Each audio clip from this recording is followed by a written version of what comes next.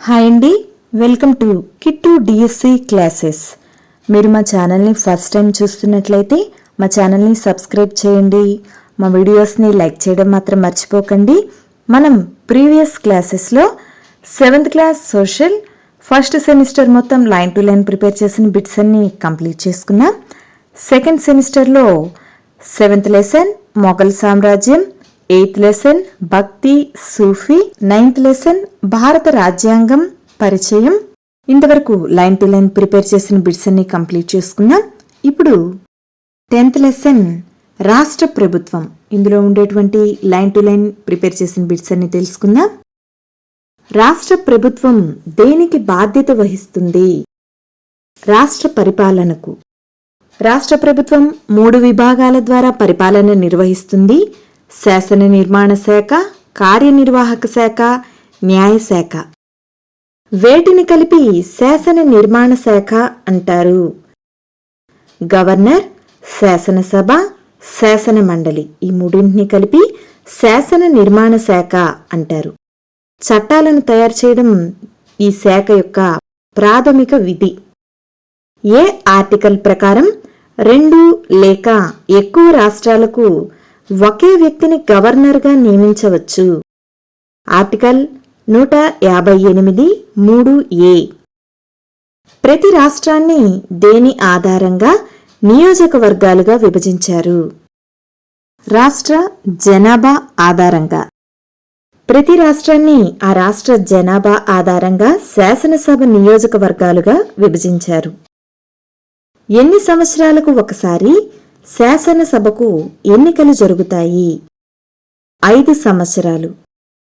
స్వతంత్ర అభ్యర్థులు మరియు రాజకీయ పార్టీలు ఎన్నికలకు ముందు ఇచ్చే హామీలను ఏమంటారు? మేనిఫెస్టో. ముఖ్యమంత్రిచే ఎవరు ప్రమాణ స్వీకారం చేయిస్తారు? గవర్నర్. ప్రభుత్వం ఏర్పాటు చేయడానికి రాజకీయ పార్టీలు సహకరించే ప్రభుత్వ రూపం సంకీర్ణ ప్రభుత్వం. సంకీర్ణ ప్రభుత్వం అనేది ప్రభుత్వం ఏర్పాటు చేయడానికి రాజకీయ పార్టీలు సహకరించే ప్రభుత్వ రూపం. 2 లేదా అంతకంటే ఎక్కువ పార్టీలు ఉమ్మడి లక్ష్యాలతో ఏర్పాటు చేసుకున్న కూటమి. శాసన నిర్మాణ శాఖలోని ఎగువ సభను ఏమంటారు? శాసన మండలి. శాసన మండలిలో ప్రతి 2 సంవత్సరాలకు ఒకసారి ఎంతమంది సభ్యులు పదవీ విరమణ చేస్తారు? 1/3వ వంతు.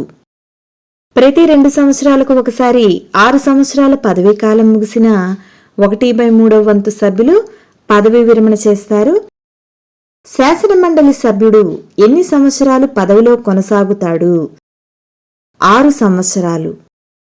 శాసన నిర్మాణ శాఖలోని ఎగువ సభను ఏమంటారు? శాసన మండలి. శాసన మండలిలో ఏ ఆర్టికల్ ప్రకారం ఒక రాష్ట్ర శాసన మండలి సభ్యుల సంఖ్య ఆ రాష్ట్ర శాసనసభ సభ్యుల సంఖ్యలో 1/4వ వంతుకు మించరాదు?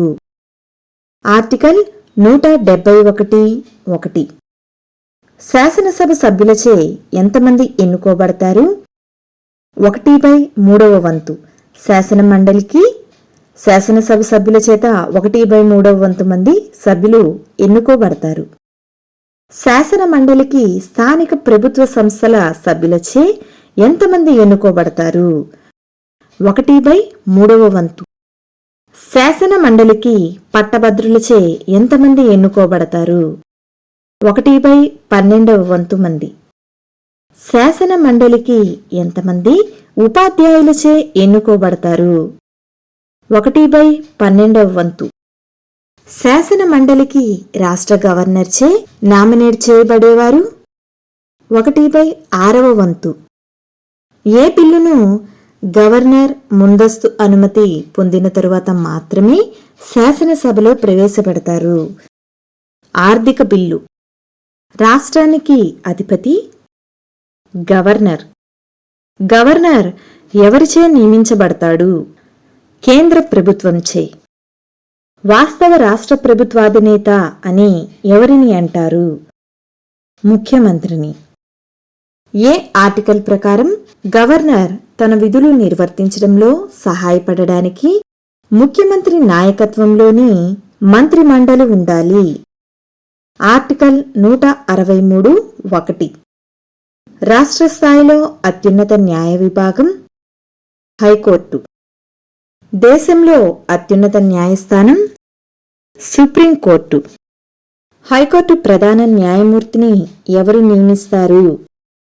భారత రాష్ట్రపతి. భారత రాష్ట్రపతి హైకోర్టు ప్రధాన న్యాయమూర్తిని నియమిస్తారు.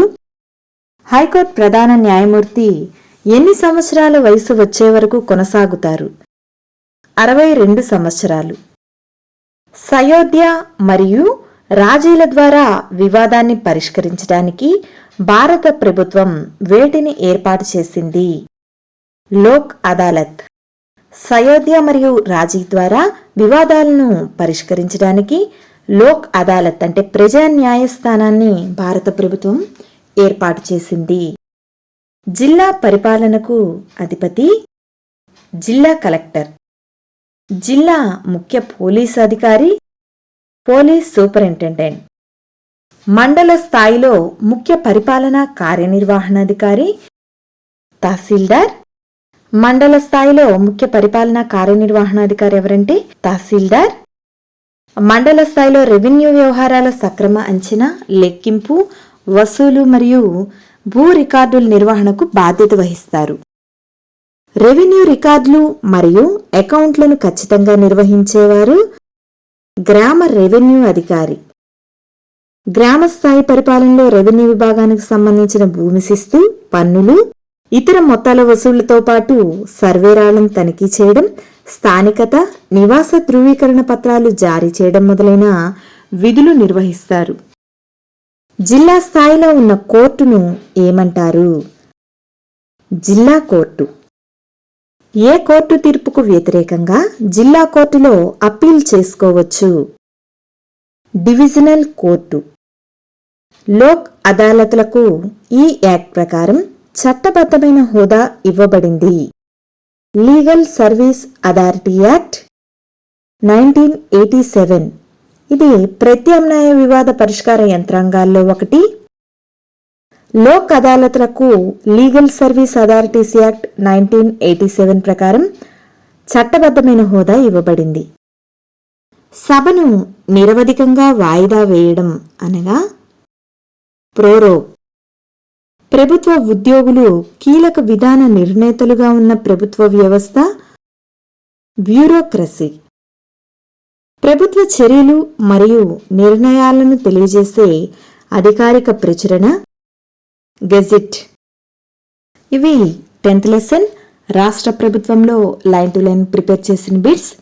నెక్స్ట్ క్లాస్లో 11th లెసన్ రహదారి భద్రత, ఇందులో లైన్ టు లైన్ ప్రిపేర్ చేసిన బిట్స్ అన్ని కంప్లీట్ చేసుకుందాం. మా వీడియోస్ అన్ని మీరు మిస్ అవ్వకుండా ఉండాలంటే మా ఛానల్ని సబ్స్క్రైబ్ చేయండి. ఈ వీడియోని లైక్ చేయడం మాత్రం మర్చిపోకండి.